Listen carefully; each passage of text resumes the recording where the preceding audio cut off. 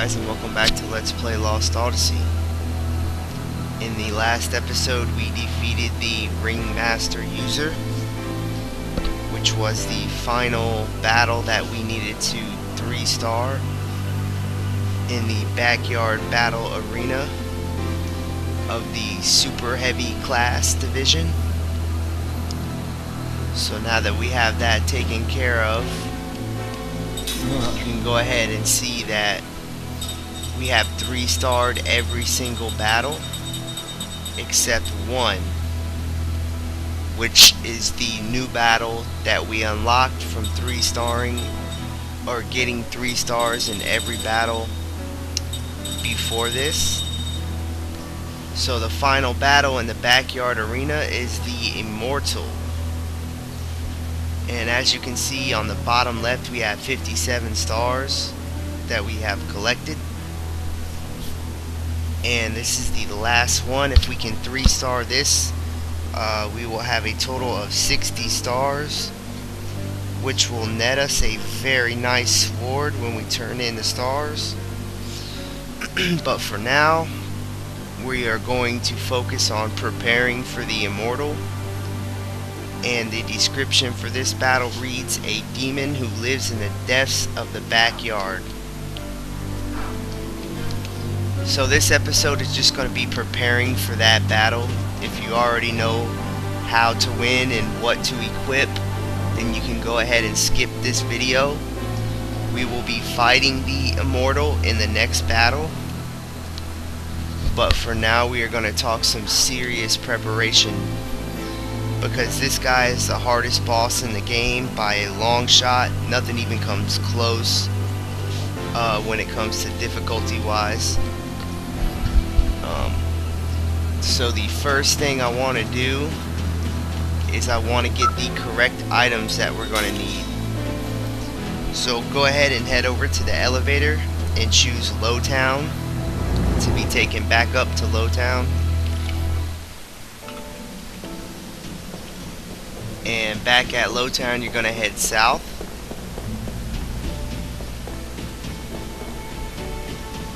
And then take the southeast path all the way to the east to exit Gotha.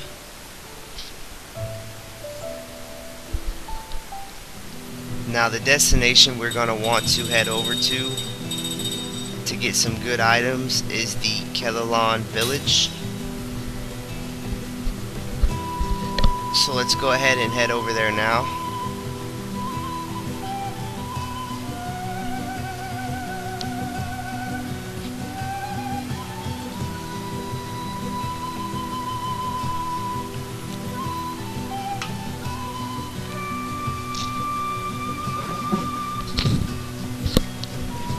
And this is going to be the first step we take in preparing for the Immortal battle. So once you reach Kellalon village, go ahead and follow the path over to the store, which is on the northwest side,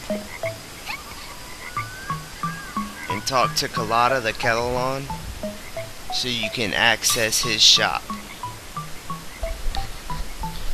Alright, so what we're going to do is get down to business.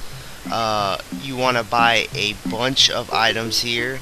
The heal full, as you can see, you can read the description. It says the ultimate medicine fully restores HP of one party member.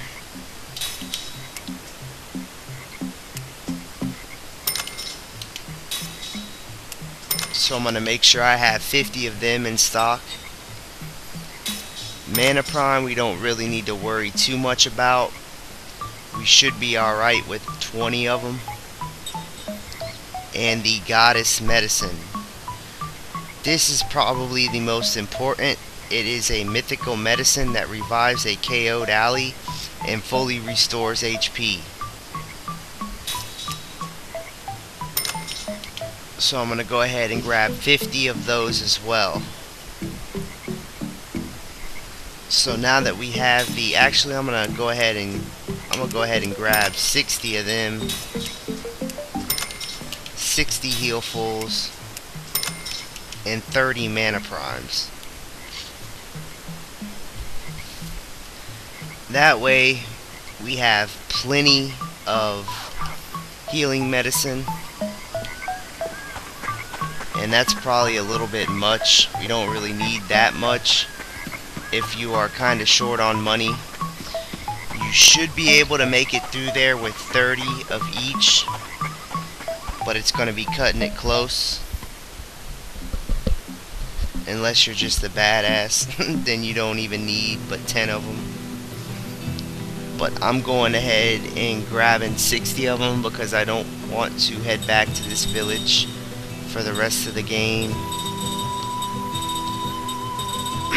Once that's taken care of, go ahead and head back to Go to City from the east entrance.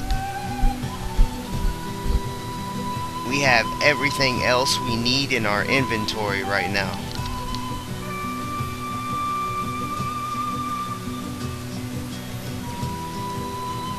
So the next thing I'm going to talk about is the equipment.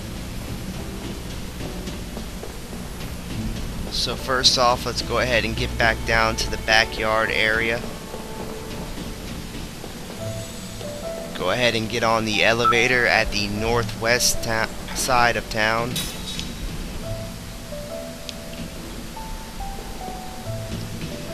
And choose the backyard to be taken back down.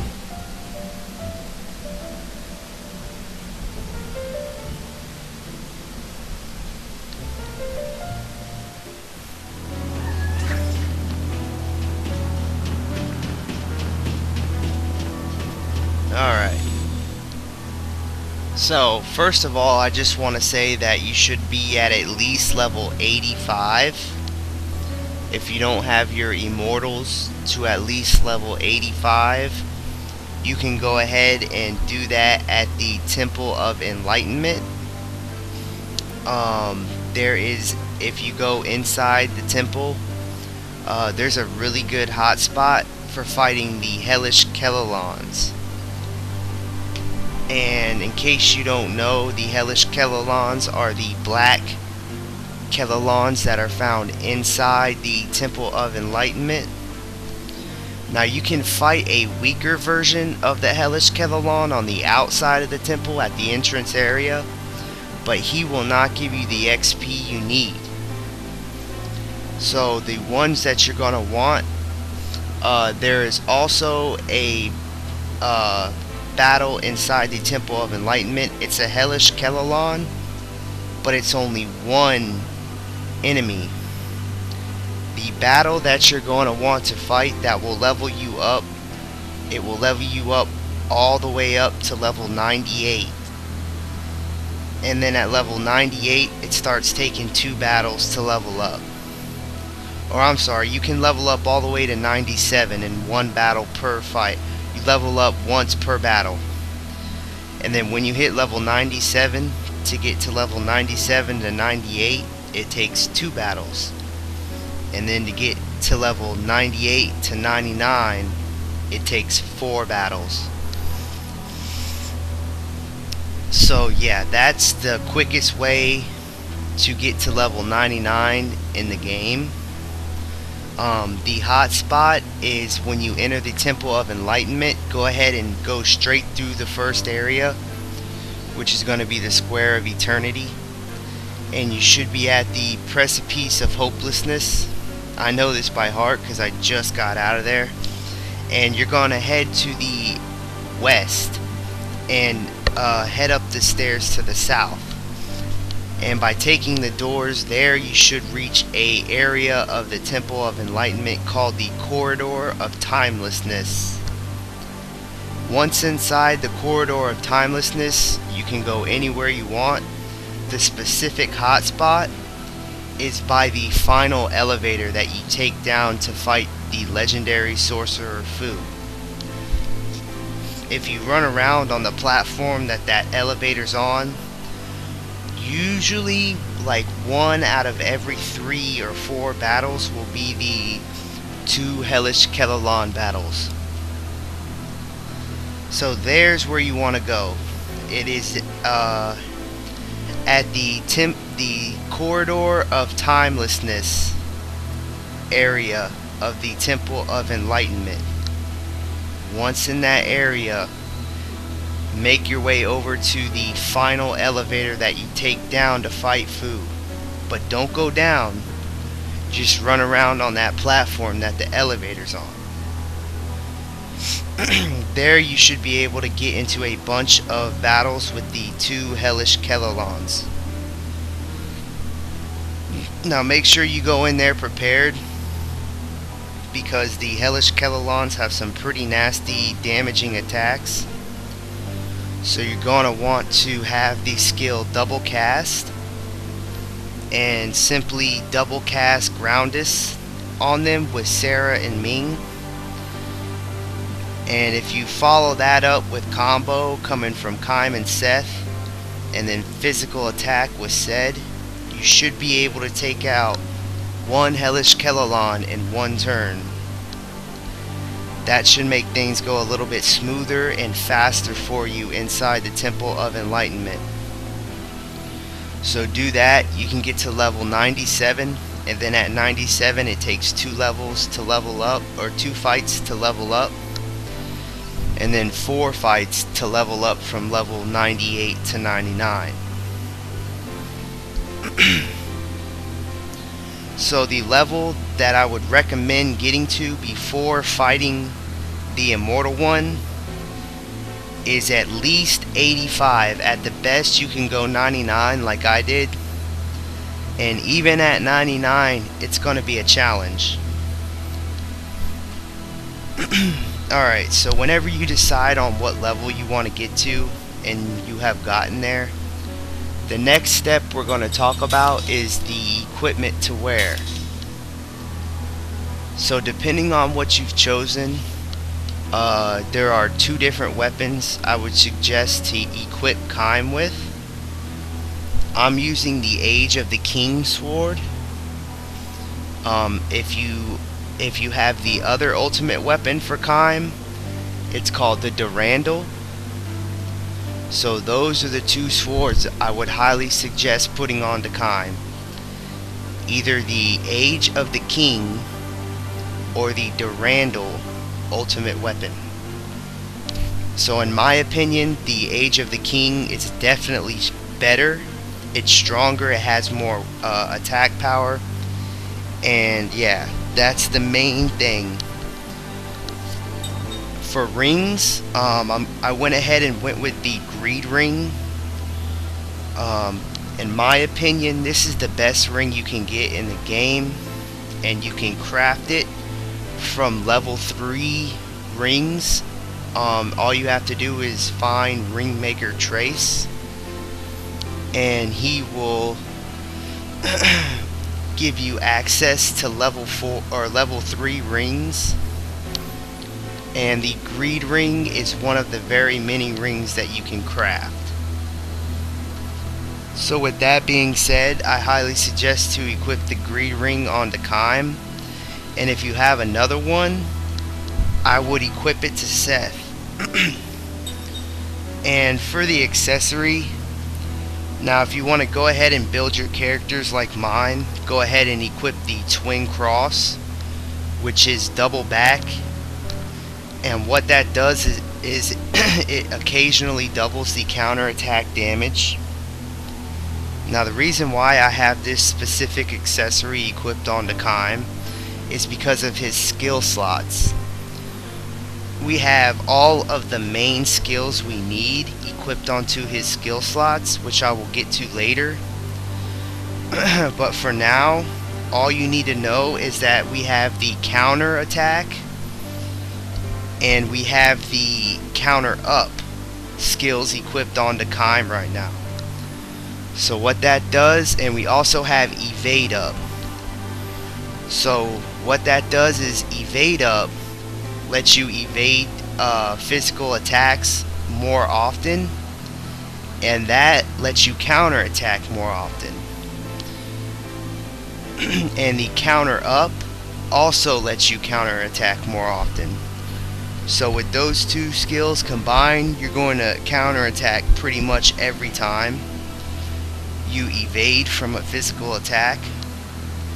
And with this twin cross accessory, out of all them counterattacks you will be countering, occasionally some of them will get doubled and will do double the damage.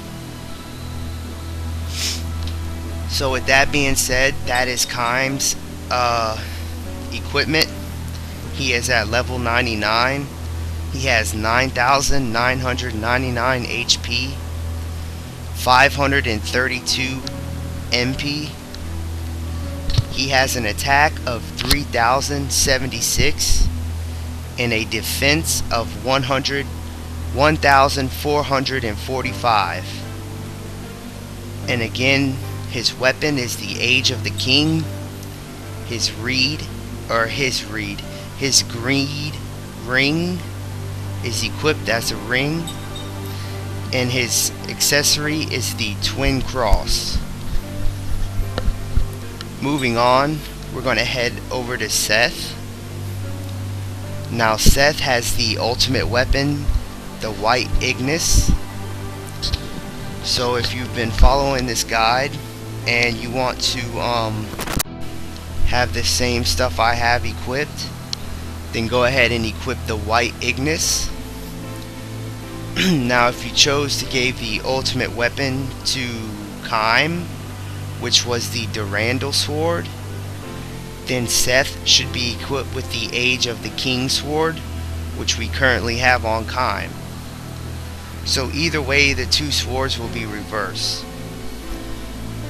But this is what I'm going with. I have the White Ignis, which has an attack power of 277, equipped onto Seth. This is the second best sword that in the game that you can get so far. There is an even stronger sword, I believe, after you defeat the Immortal and have 3 stars. I believe the Siderite sword or Sideret sword is the strongest, but I'm not sure because I haven't had it yet. But for now, all I know is that this is the second best sword we can have. The Age of the King is the strongest for right now, and that is on Kaim. So with the White Ignis equipped as a weapon onto Seth, we can move down to the ring. Now you have 2 choices here. You can either use the Sun Ring, which is fire level up, damage up level 3, and critical up level 3. And that is what I am going to be using. But another good ring to think about equipping is the Ignis ring. This is the matching ring that goes with your sword, the White Ignis. And what it is it has damage up level 3 plus, HP absorbed level 3 plus, and rare item robber level 3 plus. Now you might be asking me why I'm not going with this. It is very good, and the fact that it is 3 plus is even better. That means that it is easier to hit the perfect and easier to get the effect. But the one thing it's lacking that I find the most important, and that is going to come the most important when we start fighting this boss battle, is the critical up level 3. Because the critical up level 3 significantly increases the chance of critical hits, which means if not every hit, every other hit you land will be critical as long as you get perfect. So your physical attack with Seth should be around 3,800 damage, maybe higher, maybe lower. When it hits critical, it's going to do 8,500 damage, maybe higher, maybe lower. So I ask you, would you rather have 3,500 damage being dealt every turn, or would you rather have 3,500 damage, possibly 8,500 damage dealt every other turn? I am going with the Sun Ring. after a lot of thought. Now for accessories, we have the Sage's Protection. What this is its Crisis Concentration. It makes magic casting time reduce during critical HP status. So for this upcoming battle, we're going to be relying heavily on white magic and spirit magic. The first spell is called Divide, which is white magic, and the second spell is Reversa, which is spirit magic. Now, as you know, Seth is moderate at casting magic. She's kind of like an all-around character. She can cast magic, but her casting time is a little bit slower, and she can deal good physical attacks. Whereas Kime, his casting time is really slow, but he's mainly used for physical attacking, which is why I gave him the best physical attacking sword you could use in the game so far, the Age of the King. He's going to be our main physical attacker, while Seth is going to kind of be all around. She's going to be physically attacking, and she's going to be casting magic. And for a lot of this battle, your HP is going to be in critical status. So what better accessory to have than the Sage's Protection, which reduces casting time when your HP is in critical status. That is really going to come in handy. So if there's one accessory you could put on to Seth, I would highly make it the Sage's Protection. Next up, we have the Holy Knight Charm, which is Crisis Defense Boost. What this does is it increases your magical and physical defense during critical HP status. Once again, most of this battle we are going to be in critical HP status, so it's good to have that magical and physical defense boost. And lastly, we have the Berserker Necklace, which is Crisis Attack Boost. Now what this does is it increases your attack power during critical HP status, your magical and physical attack power. So since we're going to be in critical HP for a pretty good majority of this upcoming battle, it's pretty good to have this equipped also. Now next up, I want to talk about Sed. He's our mortal character that we're going to be using for a good for this battle. Give me 1 second.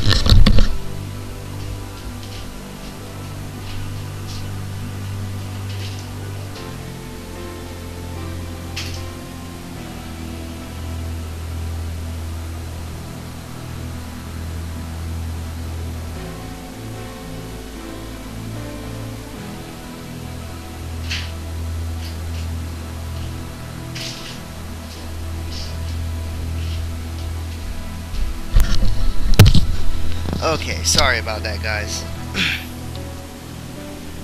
Okay, so now we're going to talk about Sed, who is going to be our main mortal for this battle.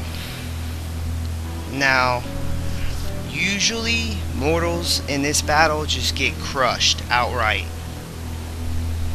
They're usually dead on the ground, and you know, they're just not very much help.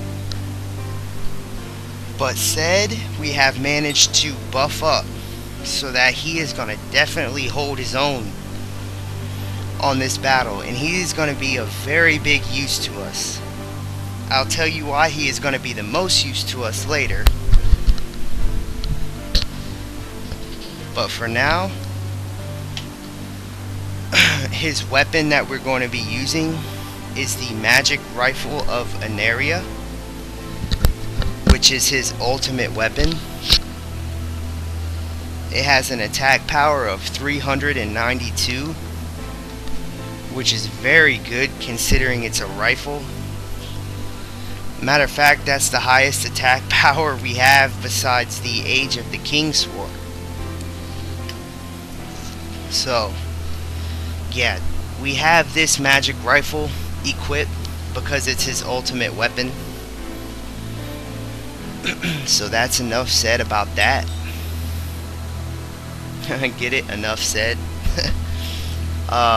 For his ring, we have the Meteorite Ring, which is Earth Damage level 3, Damage Up level 3, and Critical Up level 3. Once again, as I explained before, the main reason we have this ring equipped is because of the Critical Up level 3. Says critical hit will do anywhere between 6,000 and 8,000 depending on what enemy. Now the Immortal one has a very high defense, so all of your attacks are going to be doing less than what they normally do on normal enemies, so you're going to want to take note on that. But a really good thing about Zed is his rifle ignores defense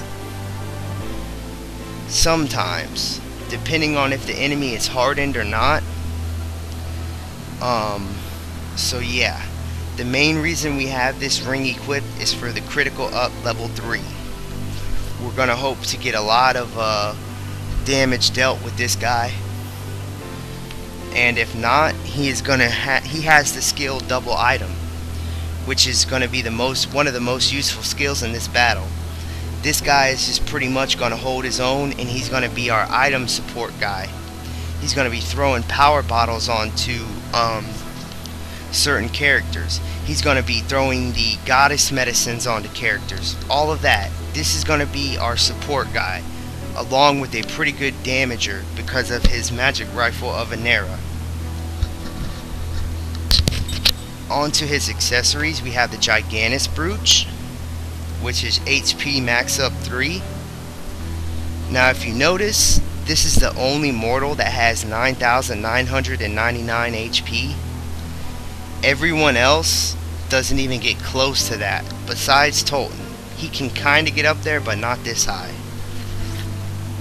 So without the Gigantus Brooch, Zed would only be at 8,100 HP, which is still good, but it's not good enough. So you just want to take note. That is why we have the Gigantus Brooch, because our HP is maxed out with Zed, 9,999. Next up, we have the White Charm, which is auto HP recovery. Now the reason why this is on Zed is because we've already learned it with our other 4 Immortals and equipped it, so they have no need for it. Instead, we give it to Zed because auto HP recovery is a very useful skill. Now the only reason why Zed can equip this is because he has the special accessory skill. Actually, I'm not even sure if you need the special accessory skill to equip that. It might actually be equipable by all characters. But either way, we have it on the Zed. We had the Ogre Bangle on before that, which is attack boost 2, which increased our physical attack by 175. But instead I chose to replace it with this because this is going to be much more useful to us in this boss battle coming up. I'd much rather have health regeneration, where Zed's recovering 1000 HP per every turn, than to have a little bit extra attack boost. Finally, the most important thing is we have Angel Guard, which is ailment resistance, grants immunity to all status ailments.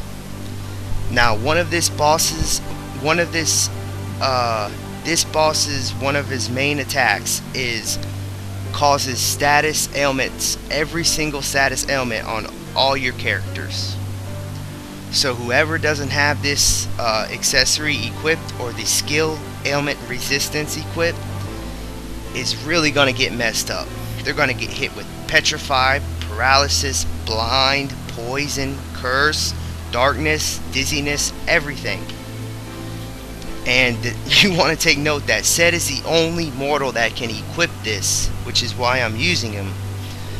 No other mortal can equip this, and that is because of the special accessory skill. So with that, Set is going to be just like our Immortals. He is not going to be affected by status elements at all. So that's pretty much going to be a waste of turn for the Immortal. We're going to be praying to see that move actually, because it's not going to damage anybody. Moving on, we have Sarah, our magic caster, and another Immortal. Now as you can see, we have the Apocalypse Rod equipped to her, which is Jansen's ultimate weapon. Now the reason why we have this equipped to her is because I find that Sarah has a pretty damaging magic attack, and it really doesn't matter, it's all about preference, but this is the way I think of things. I think that Sarah does slightly more magic damage than Ming, but Ming is slightly a faster caster, if that makes any sense. So I buffed Sarah up and went ahead and gave her the Apocalypse Rod, because that is Jansen's ultimate weapon, and it really doesn't matter. You can have this equipped to Ming, but I have it equipped to her. Now for a ring, she doesn't even need one because she is not a physical attacker at all, and she will not be for this battle. Now the accessory, you can go ahead and equip something if you want. My bet is I'm going to take a look at the skills and then I'll come right back to that. So lastly, we have Ming, who has the Solomon staff equipped. Now this is Cook's ultimate weapon, and the reason why I have this equipped to her is because it's the best staff in the game. The Solomon staff and the Apocalypse Rod are tied. They're the exact same, but they are the two best staffs you can have equipped onto your Immortals.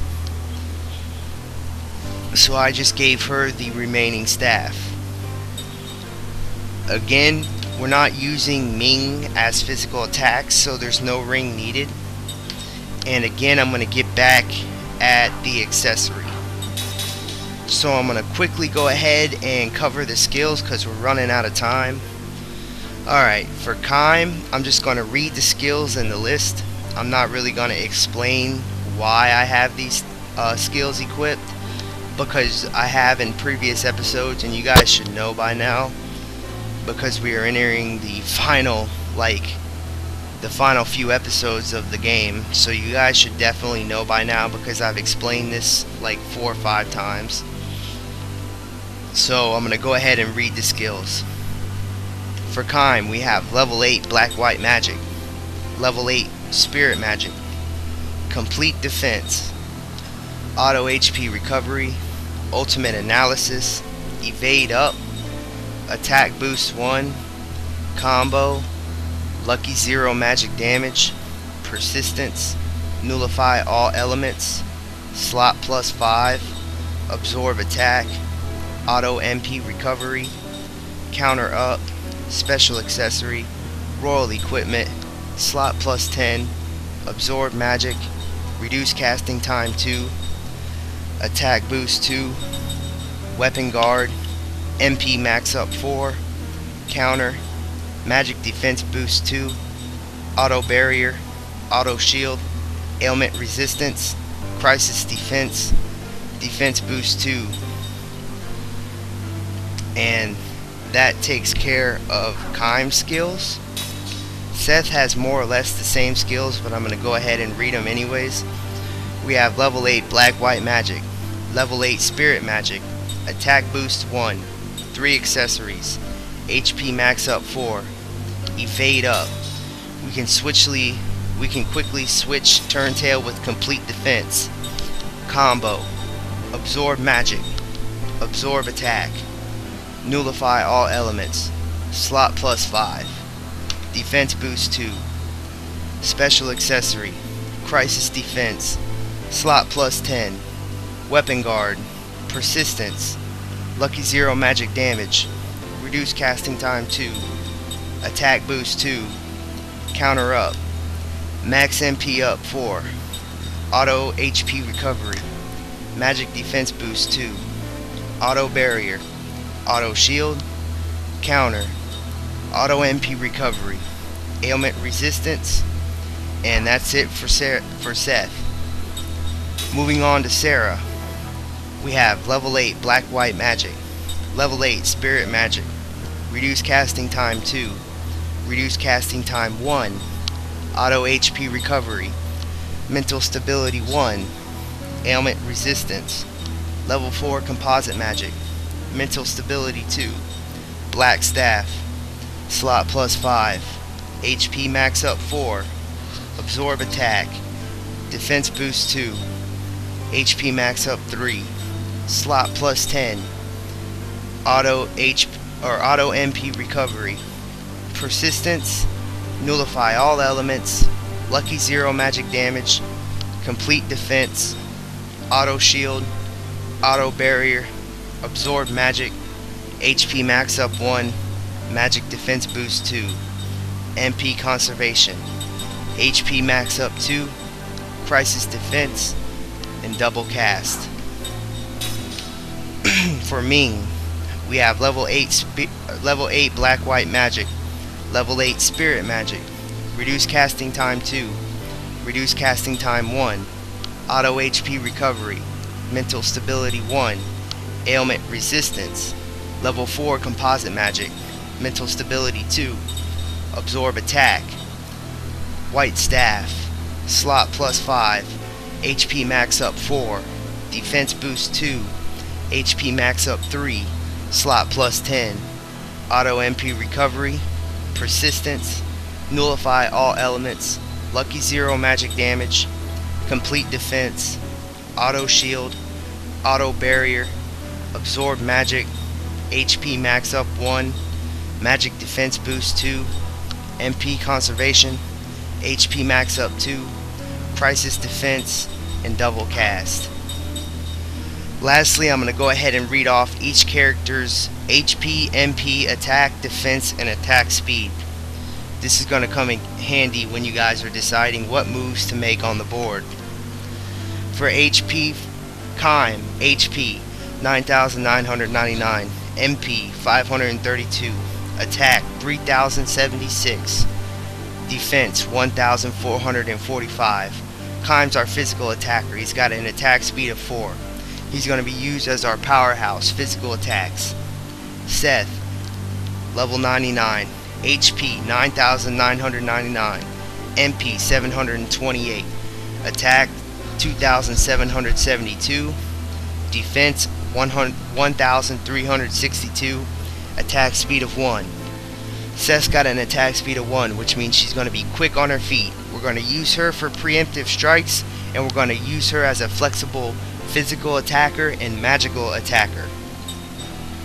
Sed, level 99.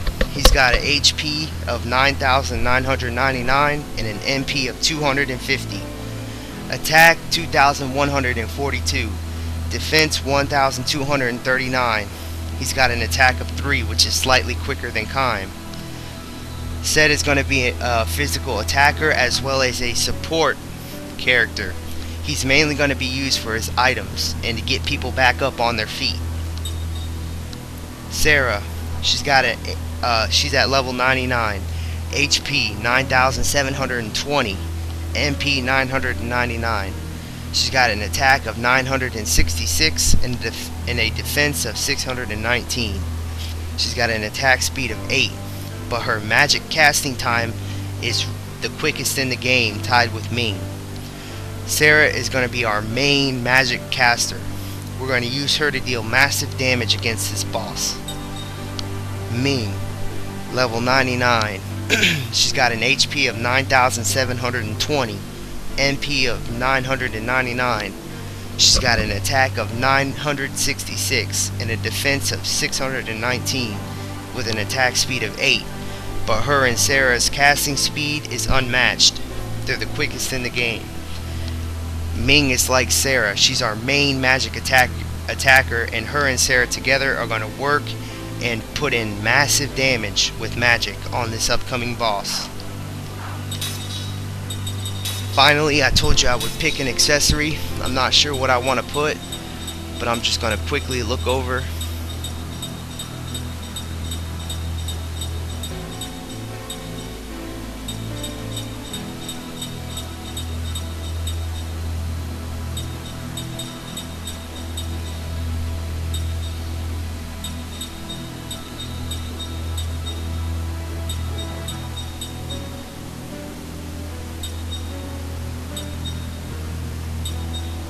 I'm going to go ahead and put evade up onto Sarah as a skill. Let me make sure she doesn't have that. No, she doesn't. Okay, for the accessory for Sarah, it's going to be the Kellalon badge. It's going to have evade up so you can increase evasion against normal attacks. Finally, we're going to move on to Ming. Let's see here, what can we use for her?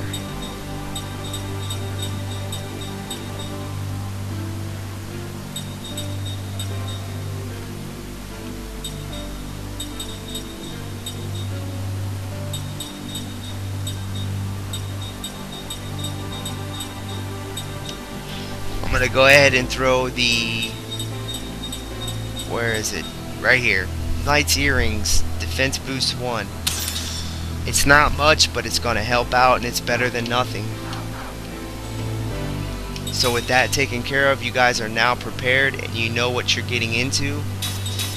Once again, I would recommend being at least at level 85. If you want the best advantage, go ahead and get your characters to level 99 and get ready for the hardest boss battle in the game. I'll see you guys next time where we fight the Immortal one on the next episode of Let's Play Lost Odyssey.